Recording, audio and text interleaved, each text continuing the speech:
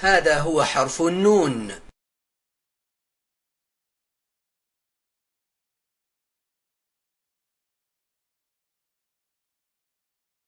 وهذه بعض أشكال حرف النون في الكلمات. الآن سنضع الفتحة على حرف النون بهذا الشكل.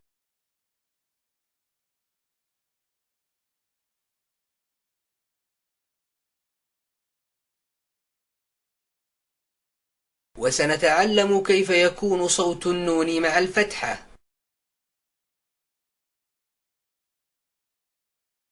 ن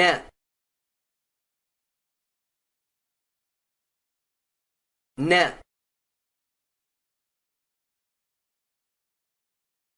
ن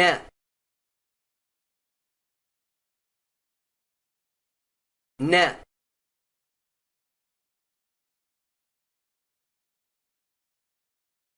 والآن سنضع الضمة على حرف النون بهذا الشكل.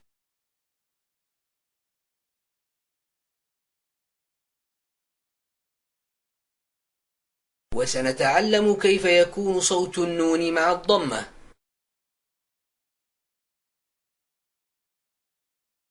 نو نو نو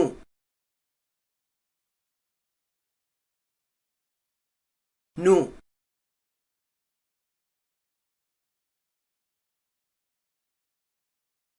والآن سنضع الكسرة تحت حرف النون بهذا الشكل.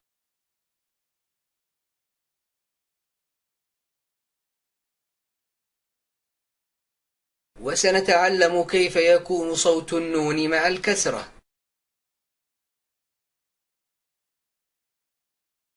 ني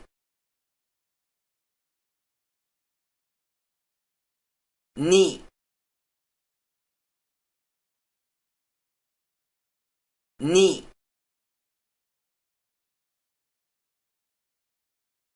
ني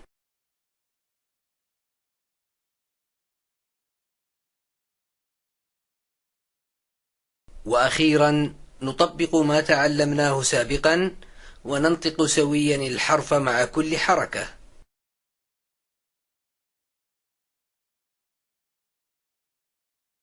ن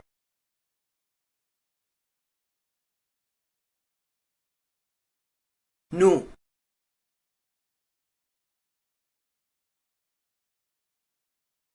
ني